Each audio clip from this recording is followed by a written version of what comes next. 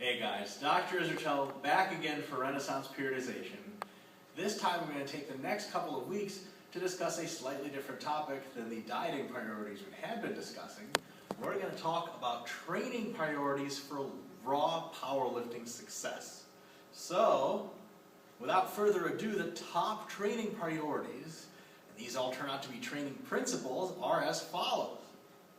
Specificity, overload, fatigue management in that order, followed by stimulus recovery adaptation, otherwise known as SRA, variation, and phase potentiation. If you get these priorities in order, from number 1 all the way through number 6, in that order of importance, you're going to be maximizing your chances for raw powerlifting success. So let's take a brief look over what all of them really kind of mean in a very general level, and then we'll take one video for each one of them later to really get into the meat and potatoes. So, specificity. Oops, that didn't work. We're good. Specificity for powerlifting basically tells us to stick to what makes us good powerlifters. That is, train basically the powerlifting movements or the close derivatives most of the time, and to go heavy. If you're spending months outside or in the gym doing light, weird kind of variations of work, you're probably not going to amount to much in powerlifting. It's probably not doing a lot of good. So everything in powerlifting starts, all the details start after we've guaranteed that we are doing powerlifting specific training, lifting heavy stuff. More to that end, while you're lifting heavy stuff, it had better be heavier and heavier all the time.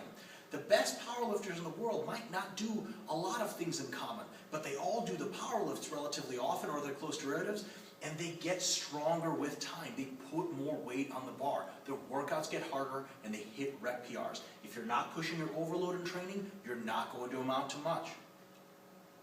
Fatigue management is critical for almost all powerlifters for their success, and it's a very big component. Basically, are you managing fatigue? Are you deloading at the appropriate times? If you're not, setbacks and injuries are going to amount very, very quickly.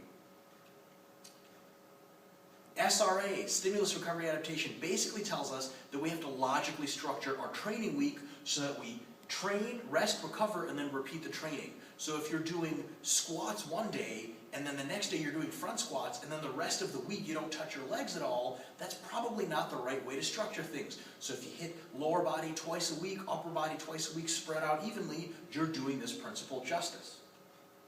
Variation. If you do the power lifts and only the power lifts all the time, you will get very good, but you won't get the maximum potential. So every now and again, you have to logically alter which lifts you do some variations of lifts to get the best progress possible, and maybe even lay off of the core lifts themselves every now and again. Now, how do we do that logical structure? That's actually our last principle. Phase potentiation, going through dedicated phases of building muscle, making muscle stronger, and then peaking for a meet in that order, as a matter of fact. We'll get to that later, in order to maximize your success. Now, phase potentiation, variation, that's all nitty-gritty. Those other principles come way before, and you've got to get those right first if you want best results.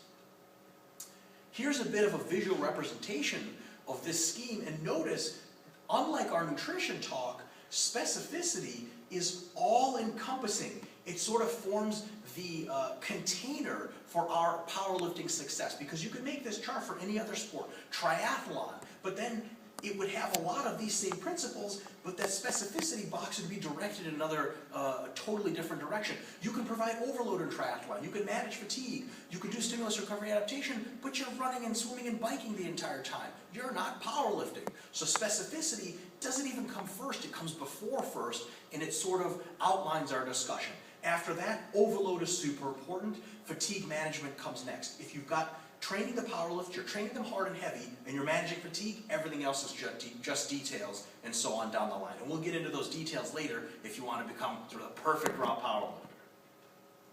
And just a couple of real-world tips to close out the discussion. Oops. This is a disaster slideshow today.